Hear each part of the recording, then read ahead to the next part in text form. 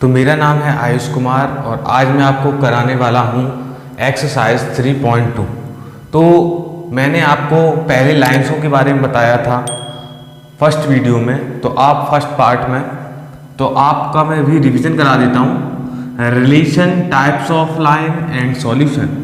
अगर आपको दो इक्वेशनों में coefficient of x and coefficient of y के रेशियो इक्वल ना मिले तो वो लाइनें इंटरसेक्टिंग लाइन होती हैं और उसमें केवल एक सॉल्यूशन निकलता है। आपको पता है ना, इंटरसेक्टिंग लाइनें में एक ही जगह काटती हैं, इसलिए केवल वन सॉल्यूशन निकलता है और इनमें रेशियो इक्वल नहीं होता। अगर आपको कोई ऐसी दो लाइनें मिलें जहां एक्स और वाई के रेशियो सेम हो बट सी के ना हो तो वो लाइनें पैरेलल लाइन होंगी और उनमें कोई सॉल्यूशन नहीं निकलेगा, क्योंकि वो कभी मिलती नहीं है। इसलिए एक्स और वाई की सेम वैल्यू दोनों इक्वेशनों के लिए बन नहीं पाती। अब मैं बात करता हूं थर्ड, जिसमें अगर तीनों का रेशियो सेम मिल जाए, एक्स के कॉफिशिएंट, वाई के कॉफिशिएंट और कांस्टेंट का, तो वो को इंसिडेंट लाइन बन जाती है। मतलब वो हर जगह पर मिलती है, उनका हर जगह पर टकराव होता है। मैनी सॉल्यूशन निकलते हैं, एक के ऊपर एक लाइन होती है, जैसे ये लाइन, उसी के ऊपर दूसरी भी लाइन है, तो हर पॉइंट एक दूसरे से वो मिला हुआ होता है। और इक्वेशनों के बारे में बात करूं तो वो इक्वेशन एक दूसरे की मल्टीपल्स के रूप में होती हैं, इसलिए वो सेम ही कह सकते हैं। अगर मैं दूसरे इक्वेशन में से परफेक्ट कॉमन ले लूं तो दोनों इक्वेशन सेम ही कहलाएंगे। तो इसके ऊपर ही ये पूरी एक्सरसाइज है। तो चलिए शुरू करते हैं एक्सरसाइज 3.2। एक्सरसाइज के साथ ही आप एग्जाम्पल खुद ब खुद कर पाएंगे और कोई प्रॉब्लम हो तो मुझे कमेंट करके मैसेज कर दीजिए, मैं आपको बता दूंगा। ठीक है, आगे मैं बात करता हूं एक्सरसाइज 3.2 की। तो एक्सरसाइज 3.2 में जो पहला क्वेश्चन है वो दिया हुआ है, form the pair of linear equation in the following problem and find their solution graphically. और यहाँ पर ग्राफिकली इनके सॉल्यूशन भी आपको प्राप्त करने हैं। तो देखिए, यहाँ 10 स्टूडेंट हैं क्लास 10th के, took a part in mathematic quiz. If the number of girl 4 more than the boys. तो यहाँ सबसे बड़ी चीज यही कंसीडर करनी है, let the number of boy. पहला क्वेश्चन, पहले क्वेश्चन का पहला पार्ट, फर्स्ट क्वेश्चन का फर्स्ट पार्ट। तो लेट यहां पर आपको कंसीडर करना पड़ेगा, गर्ल्स को कंसीडर कर लीजिए एक्स और बॉयज को कंसीडर कर दीजिए बाय। उसके बाद फर्स्ट केस इन्होंने दिया हुआ है। पहली बात तो आपको पता चल गया कि यहाँ टोटल स्टूडेंट 10 है, तो उन दोनों का सम तो हो गया आपका 10। अब सेकंड केस इन्होंने क्या दे रखा है, इन्होंने सेकंड केस दे रखा है आपको, if the girl is 4 more than the boy. Girl 4 more than the boy, girls ज्यादा है, जैसे कि एक्स और वाई अगर मुझे बराबर है करने हैं तो एक्स ज्यादा है वाई से। जैसे कि मैं ये लिख दूं 8 और 4, तो मैं कह दूंगा ये ज्यादा है इससे, तो इन दोनों को इक्वल करने के लिए आपको 4 किस में ऐड करना होगा, बॉयज में। तो वही सीन हो गया, आपके पास ये इक्वेशन आ चुकी है। पॉइंट्स निकाल लेते हैं, आप अपने हिसाब से भी निकाल सकते हैं, तो मैं एक आइडिया लेके निकाल दे रहा हूं और 3 पॉइंट्स निकाल दे रहा हूं। ठीक है, तो आप देखिए क्या कर सकते हैं। आप यहाँ x की जगह आप 5 रखेंगे तो 10 भी 5 आएगा। आप कहेंगे 0 क्यों नहीं रखा, क्योंकि 0 रखेंगे तो बड़ा नंबर आएगा, इसलिए मैंने 5 लिया। आप अगर यहाँ 4 लेंगे तो ये 6 आएगा और यहाँ 4 लेंगे तो ये 6 आएगा। इसके बाद जब आप इसके बनाने बैठेंगे,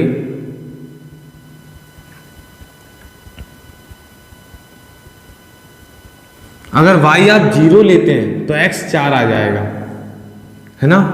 और अगर आप y 1 लेते हैं तो x 5 आ जाएगा।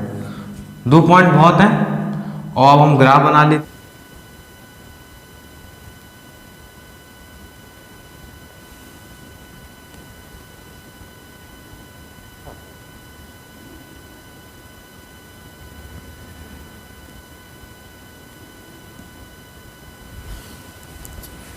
तो ये तीनों पॉइंट इसके नजदीक आ चुके हैं। ये है आपका 5,5, ये है आपका, मैं लिख नहीं रहा हूं, तो ये आपको एक लाइन मिल गई जिस इक्वेशन का नाम होगा एक्स। पहले मैं बाद में बना लेता हूं, इक्वेशन बाद में लिख लूंगा। 4,0 कहां पर पड़ेगा, 4,0 यहां पर आएगा और 5,1 कहां पर पड़ेगा, 5 और ये 1 यहां पर पड़ेगा। और ये लाइन कुछ इस प्रकार से जाएगी और ये आपको पॉइंट मिले, यहाँ से आप देख पा रहे हैं। तो ये इसके सामने है और ये इसके सामने है, तो ये पॉइंट हो गया आपका 7,3। तो आपके पास x बराबर 7 हो गया और y बराबर 3, तो यही इसका सॉल्यूशन है।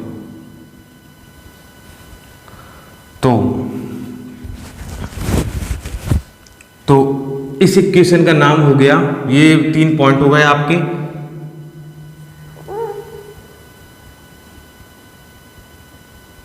फोर कॉमा 6, 5,5, 6,4, ये पॉइंट हो गया 4,0 और ये पॉइंट हो गया 5,1 और इस इक्वेशन का नाम हो गया x बराबर y प्लस 4 और इस इक्वेशन का नाम x plus y equal to 10। आप तो सजा ही सकते हैं, बहुत कुछ है, मैंने आपको पूरा एक दे दिया है, आप उसमें देख सकते हैं, फिर भी काफ़ी अच्छा बन चुका। अब हम बात करते हैं फर्स्ट क्वेश्चन के सेकंड पार्ट की।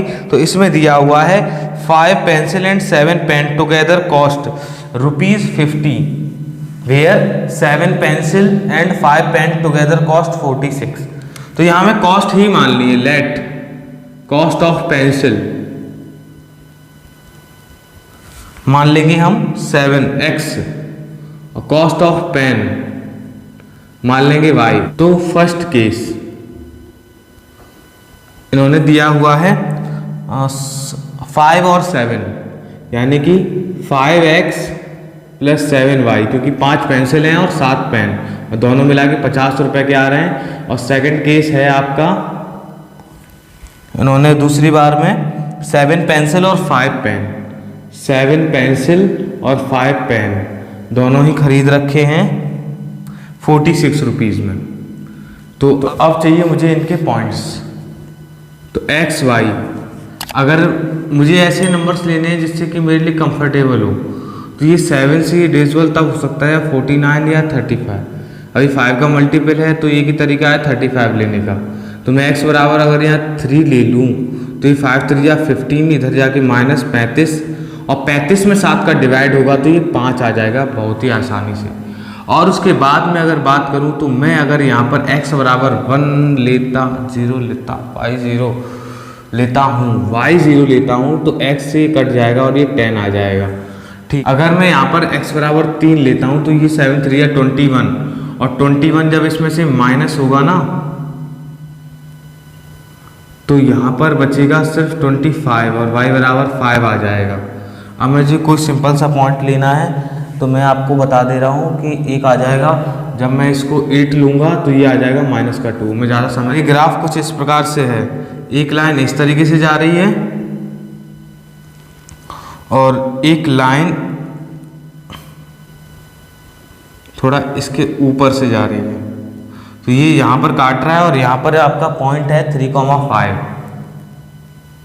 जब आप ग्राफ पे बनाएंगे तो आपका एकदम परफेक्ट बनेगा और आपको साइड में दिख रहा होगा। तो फर्स्ट क्वेश्चन आपका है 5x माइनस का 4y प्लस का 8 is equal to 0, 7x plus 6y minus के 9 equal to 0।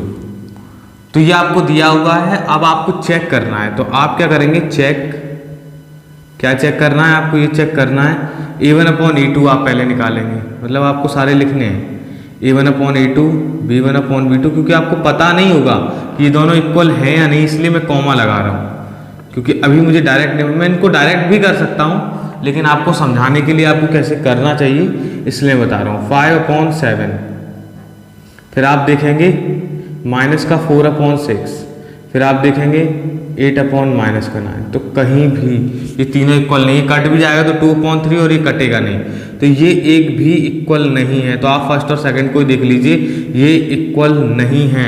That means line आपकी क्या हो गई, फर्स्ट वाला है ना, इंटरसेक्टिंग लाइन, इंटरसेक्टिंग लाइंस। अब मैं बात कर लेता हूं इसी के सेकंड पार्ट की। तो आप देखेंगे कि यहां लिखा हुआ है 9x plus 3y plus 12 equal to 0 और लिखा हुआ है 18x प्लस 6y प्लस 24 बराबर 0। तो देखिए अब इसमें भी हमें यही प्रोसेस करनी है, तो मैं ये वाला ना लिख के मैं डायरेक्ट यहाँ पर ये लिखता हूँ ना, ये वाली प्रोसेस। तो 9/18 3/6 12/24। अगर मैं इनको काटूं तो ये हो जाएगा 1/2, ये भी 1/2 और ये भी 1/2 और ये तीनों ही बराबर हो गई। इसका मतलब ये थर्ड वाली हो गई और ये कोइंसिडेंट लाइन हो गई। दैट मीन्स एक के ऊपर एक चढ़ी होंगी ये। और इनकी अच्छी बात बताऊं, अगर मैं इस इक्वेशन में से कितना कॉमन ले लूं, 3 कॉमन ले लूं, तो ये इक्वेशन क्या बन जाएगी, ये बन जाएगी 3x प्लस वाई प्लस 4। और इसमें से अगर मैं 6 कॉमन ले लूँ तो ये भी वही बन जाएगी 3x प्लस वाई प्लस 4। तो कहीं ना कहीं ये दोनों इक्वेशन है सेम हो जाएंगे। तो कोइंसिडेंट लाने वाली इक्वेशन सेम होती हैं, बस एक दूसरे की मल्टीपल्स होती हैं वो, और कुछ नहीं। ठीक है ना। अब लास्ट वाला ऑब्वियसली पैरेलल वाला होगा, मुझे पता है।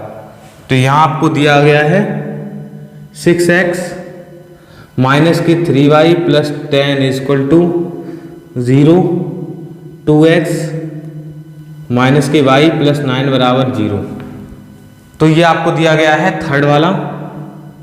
तो आप इसमें सेम प्रोसेस करेंगे, यहाँ से उतारेंगे तो 6/2 माइनस की 3/-1, माइनसों का भी बहुत मैटर करता है, और ये 10/9।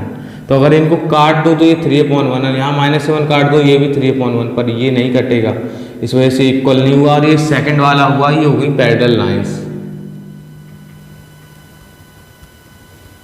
नंबर थर्ड को करने से पहले हमें दो चीज़ों को जान लेना होगा, कंसिस्टेंट और इनकंसिस्टेंट। जिन इक्वेशनों में सॉल्व करने पर अगर सॉल्यूशन आता है, चाहे 1 आए चाहे मैनी चाहे, सॉल्यूशन आता है तो वो कंसिस्टेंट है, और जिसमें नहीं आता वो इनकंसिस्टेंट। और आता सिर्फ पैरेलल वाली में नहीं है, नो सॉल्यूशन, इन दोनों में तो आता है। इसमें एक आता है, इसमें बहुत सारे आते हैं, पर आता है। यानी कि इसमें आएगा आपकी यूनिक और मैनी दोनों काउंट होंगे,